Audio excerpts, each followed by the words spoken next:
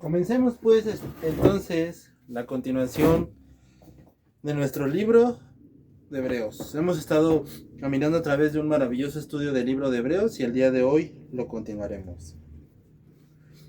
Robert Oppenheimer fue el creador de la bomba atómica usada en la Segunda Guerra Mundial. En toda su vida, después de la creación de la bomba atómica, se debatió entre dos pensamientos. ¿Debí de haber creado la bomba atómica o no la debí de haber creado?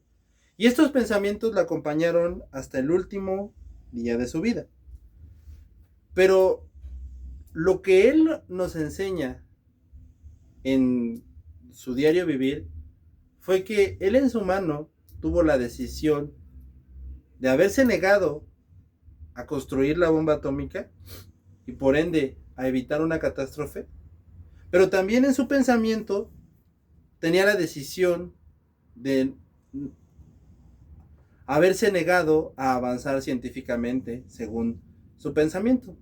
La realidad es todavía mucho más simple de lo que parece, ya que él solamente tenía que elegir entre dos situaciones.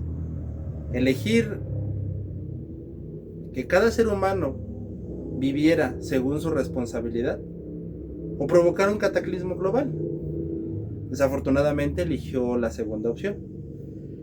Cuando cada ser humano es puesto cara a cara con Cristo, y con esto lo que te quiero decir es que cada ser humano, cuando es puesto a elegir entre decidir seguir a Cristo o no decidir seguir a Cristo, cada quien es responsable de la decisión que va a tomar.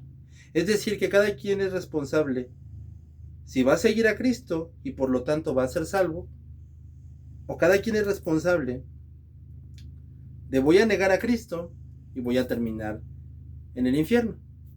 Ahora, en el libro de Romanos, en el capítulo 1, Pablo es extremadamente explícito al decir que cada ser humano, por naturaleza, conoce a Dios. Y por lo tanto, cada ser humano es responsable de decidir seguir a Cristo y ser salvo, o de no seguir a Cristo y terminar en el infierno. Pero cada ser humano no está exento de no conocer a Dios. Cada ser humano no está exento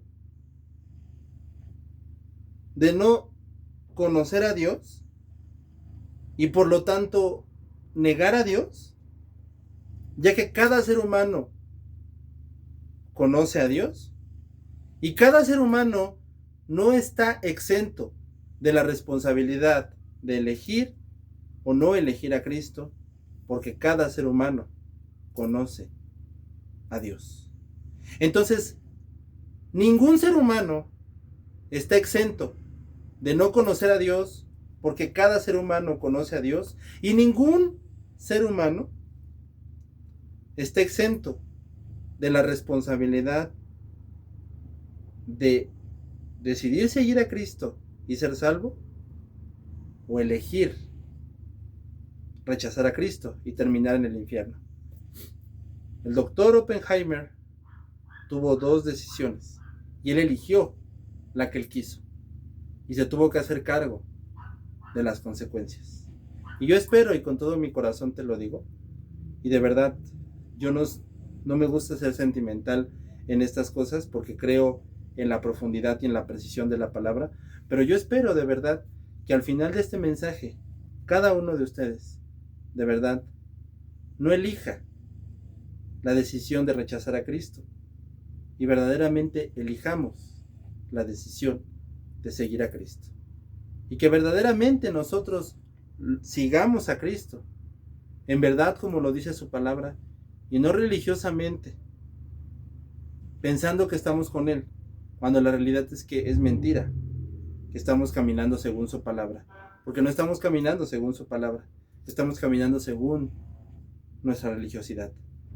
Así que realmente no lo estemos siguiendo según nuestra religiosidad, según yo pienso, según yo me imagino, según yo creo, sino que estemos plenamente convencidos de que lo estamos siguiendo según su palabra y que realmente estamos eligiendo a Cristo y no cometamos el gravísimo error de terminar en el infierno y de haber elegido rechazarlo y por lo tanto terminar en el infierno, sino que verdaderamente sigamos a Cristo. Cerca de esto tenemos mucho que decir y difícil de explicar, por cuanto han hecho tardos para oír, debiendo ser ya maestros después de tanto tiempo, tienen necesidad de que se les vuelva a enseñar cuáles son los primeros rudimentos de la palabra de Dios, y han llegado a ser tales que tienen necesidad de leche y no de alimento sólido. Y todo aquel que participa de la leche es inexperto en la palabra de justicia porque es niño, pero el alimento sólido es para los que han alcanzado la madurez, para los que por el uso tienen los sentidos ejercitados en el discernimiento del bien y del mal. Por lo tanto, dejando ya los rudimentos de la doctrina de Cristo, vamos adelante de la perfección, no echando otra vez el fundamento del arrepentimiento de las obras muertas, de la fe en Dios, de la doctrina de bautismos, de la imposición de manos, de la resurrección de los muertos y del juicio eterno. Y esto haremos si Dios en verdad lo permite, porque es imposible que los que una vez fueron iluminados y gustaron del don celestial y fueron hechos partícipes del Espíritu Santo, asimismo gustaron de la palabra de Dios y los poderes del siglo venidero, recayeron y otra vez sean renovados para arrepentimiento, crucificando de nuevo para sí mismos al Hijo de Dios y exponiéndole a un vituperio, porque la tierra que bebe la lluvia muchas veces cae sobre ella. Aquí lo que habla es de aquellos que quieren seguir la correcta interpretación bíblica, de que Jesús es el centro de la Escritura y se aferra, y otros se aferran a su religiosidad, y el pasaje compara a aquellos que deciden seguir la correcta doctrina con adultos que maduran, y a los que rechazan la correcta interpretación bíblica y la centralidad de Cristo en las Escrituras son como bebés inmaduros. Principalmente esto es para los judíos, pero también aplica para cada persona que se aferra a su manera de pensar y no a la pureza de lo que Dios dice. Y si no se aferran a la centralidad de Cristo, si no creen en la centralidad de Cristo, son tan inútiles como lo son los bebés. Y el autor no busca ser despectivo con los bebés ni exaltar a los adultos, sino comparar a aquellos que correctamente han aceptado la centralidad de Cristo en la Escritura, ilustrándolos como adultos maduros, y aquellos que se han aferrado a una postura religiosa sin la centralidad de Cristo, comparándolos con lo inútil que es un bebé, porque es de verdad, no es algo insultante, pero realmente no hay una palabra todavía mucho más clara, pero es la realidad. O sea, un bebé es así, inútil, y no es insultarlo, es que es la verdad. Hay que cuidarlo, hay que protegerlo, pero realmente no ayuda en nada, y un adulto pues sí aporta.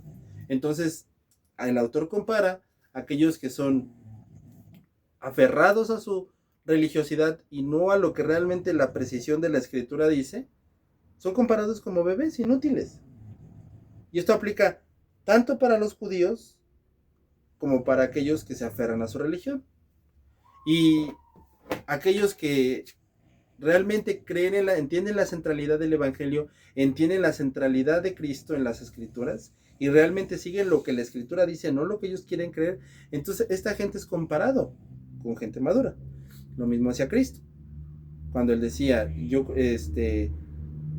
a tal hombre, al que escucha mis palabras, lo compararé con un hombre sensato, y al que no escucha lo compararé con un hombre insensato. Así de sencillo.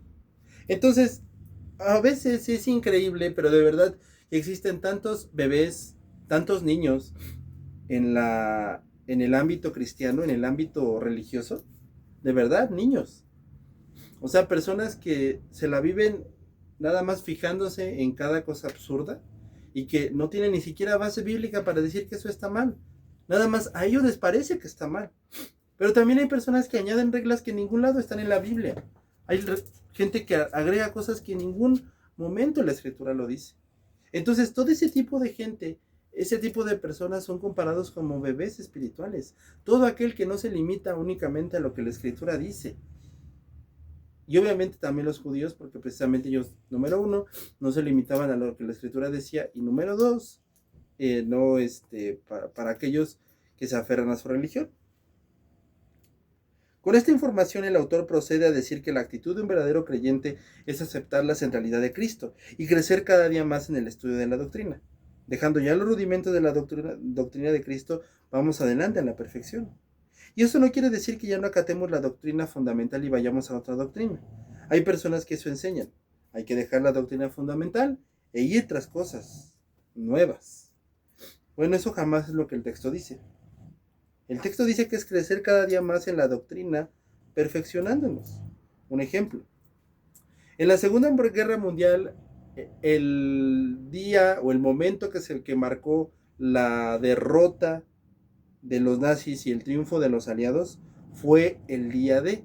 Pero a pesar de que el día D fue el triunfo definitivo de los aliados y la derrota de los nazis, la guerra fue donde más se intensificó. Nunca en toda la Segunda Guerra Mundial se intensificó más la guerra que en el día D, el día donde se había ya declarado la victoria de los aliados y la derrota oficial de los nazis. Es lo mismo que ocurre con nosotros como creyentes. Nosotros ya somos creyentes, ya somos perfeccionados y parece que todavía nos falta y parece que todavía hasta queremos pensar que nos falta todavía perfección. No, nosotros ya somos perfectos en Cristo, pero cada día nos seguimos perfeccionando. Cada día dice la Escritura, vamos a más, vamos caminando todavía mucho más en Cristo. Y esto no es para vanagloriarnos, no es para decir, entonces tú te estás diciendo perfecto o estás diciendo que los cristianos son perfectos. No, simplemente estamos diciendo lo que la Escritura dice y que la Escritura nos dice que delante de Él fuimos hechos perfectos delante de Dios por Cristo. Pero entonces, como somos hechos perfectos delante de Cristo, cada día nos vamos perfeccionando más en Cristo. Ya que aquel que no se perfecciona en Cristo, número uno, si dice que es cristiano, está mintiendo. Entonces, no es verdad que te llames cristiano y no te perfecciones. Entonces no eres cristiano. Y obviamente aquel que no es cristiano, aquel que no se perfecciona, pues no es cristiano y no es salvo y su vida está destinada al infierno, si no se arrepiente. Y hay una nota muy importante del Sermón de los Hebreos, que el autor hace un énfasis muy fuerte en que no es posible que un verdadero cristiano no se perfeccione en la doctrina fundamental de Cristo. El mismo autor dice que no es posible conocer a Cristo y después ya no seguirlo. Él lo dice, no es posible, eso no existe. Así de sencillo, eso no existe. Y esto responde a la pregunta de si se pierde la salvación o no se pierde la salvación. La salvación no se puede perder. Y si hay personas que dicen ser salvas y viven en contra de lo que Dios ha dicho, con una vida con la que Dios no es la que mandan, pero ellos dicen que son salvos, entonces lo que pasa es que esas personas no son cristianas, no son salvas. Ojo, no perdieron su salvación, nunca fueron salvas. La salvación no se puede perder, nunca fueron salvas. El principal argumento de las personas que dicen que se pierde la salvación es que ellos dicen que tú no puedes tener la salvación y luego vivir haciendo lo que quieras. Si hay personas que dicen ser salvas y viven su vida como ellos quieren, esas personas nunca fueron salvas, no perdieron su salvación, nunca fueron salvas. Así que si hay personas que dicen ser salvas y viven en contra de lo que Dios ha dicho, una vida que no es la que Dios manda, entonces esas personas no son cristianas. Así que no es posible que haya personas que se digan cristianas y no se perfeccionan en la doctrina de Cristo. Esas personas que se dicen cristianas y no se perfeccionan en la doctrina de Cristo no son cristianas. No son cristianas.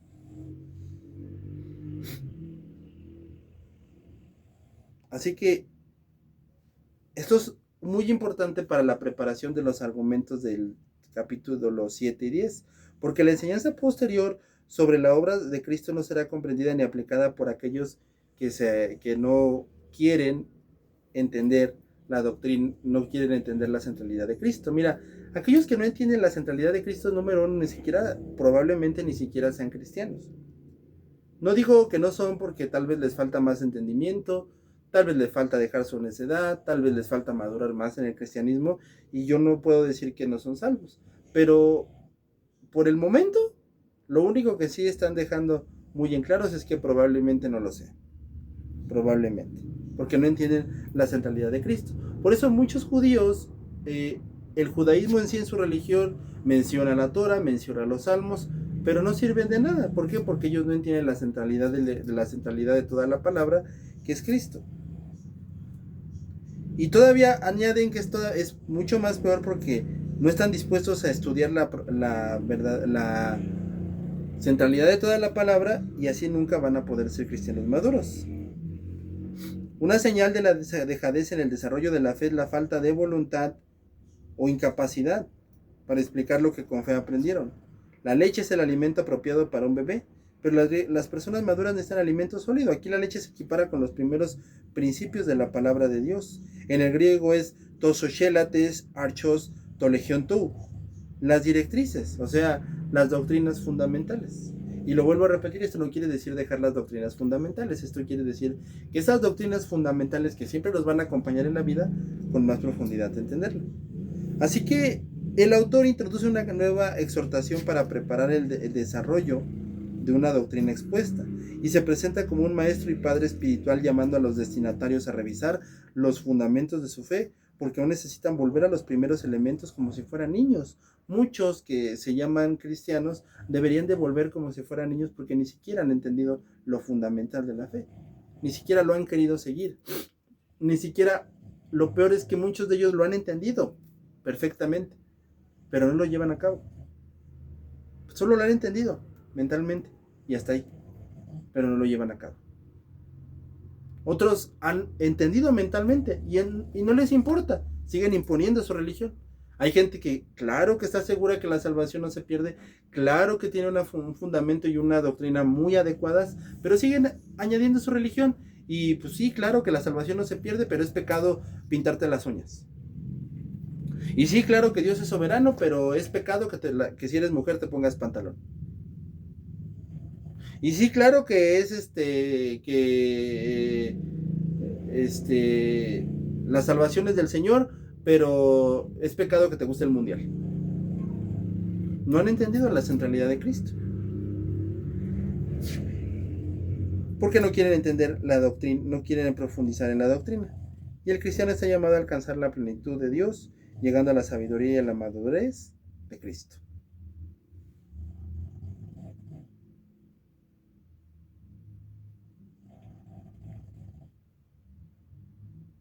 Entonces, según la carta, hay 4 cosas que son imposibles. Primero trata de la imposibilidad de restaurar a un apóstata, es decir, aquellos que han decidido conscientemente rechazar a Cristo. Y estas personas, si ellos deciden no arrepentirse, no se podría hacer nada por ellos. Y lo peor que les puede pasar a este tipo de gentes que voluntariamente deciden estar en contra de Cristo es que Dios los endurecería, asemejándose a otras personas, a otras expresiones como el pecado imperdonable o el pecado de muerte. O sea, aquellas personas que deciden voluntariamente dejar a Cristo y entonces Dios mismo los endurece. Eso es lo peor que te puede pasar. Porque voluntariamente tú puedes decir, ya no quiero nada con Dios. Pero que aparte de eso, Dios tome la decisión de endurecerte contra Él, eso ya no tiene cura. Porque entonces ya Dios decidió que Él te va a poner en su contra. Y entonces Dios ya decidió cegarte, Dios ya decidió ponerte en tu contra, ya no va a haber nadie que te pueda convertir porque ya Dios intervino para ponerte en su contra. Dios ha decidido endurecerte, es lo que se conoce como el pecado de muerte. Y esa persona ya no va a tener salvación porque Dios ha decidido endurecerla contra él. Así que siempre pidamos, Señor, no me endurezcas contra ti. Señor, si tú has visto que alguien está endurecido, que Dios ha endurecido a alguien contra él, Señor, ten misericordia de esa persona, porque eso se conoce como el pecado de muerte. Cuando Dios ha endurecido el corazón de alguien, Dios ha endurecido a una persona contra él mismo. Entonces ya no se puede hacer nada por esa persona, porque Dios ha endurecido a esa persona contra él mismo.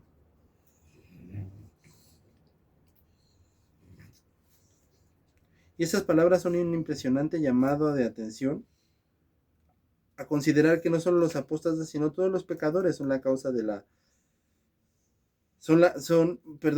permanecen obstinados y vuelven a crucificarlo y escarnecerlo porque desprecian los frutos de la pasión del Señor. Y entonces, por lo tanto, en el testimonio de los santos no he olvidado jamás que los pecadores míos fueron los autores.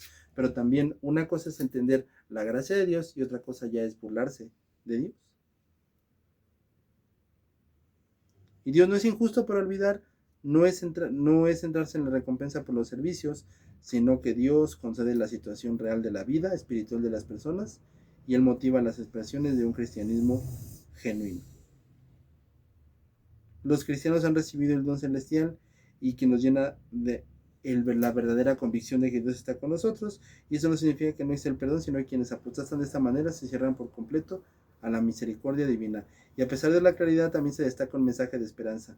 Dios es fiel y no se olvida de que han hecho lo suyo. Si perseveran, recibirán la recompensa prometida. Aquí es donde llegamos a concluir el mensaje, porque el mensaje termina con una esperanza muy grande, que es la esperanza de la salvación de Dios para todo aquel que se arrepiente. Concluyendo este mensaje, el pasaje de Hebreos nos deja una verdad muy fundamental. Solamente tenemos una decisión que tomar: o elegir a Cristo y ser salvos, o decidir rechazar a Cristo y terminar en el infierno. Cualquier persona que lo rechace terminará en el infierno. Dios, en su gran amor, mandó a su Hijo Jesucristo a morir en la cruz para darle la salvación a todo aquel que cree y que creerá que Él es su único y verdadero Salvador. Aquel que voluntariamente lo rechaza, si no se arrepiente, terminará en el infierno. Que tú no termines ahí, que tú seas hecho salvo. No pospongas más el día de tu salvación. No lo pienses si es lo adecuado o no es lo adecuado. Es el momento de entender que Cristo debe de ser tu Salvador, porque si Cristo no es tu Salvador, tú solamente serás condenado y terminarás en el infierno. Debes venir a Cristo. Ven a Cristo. Que Dios te bendiga.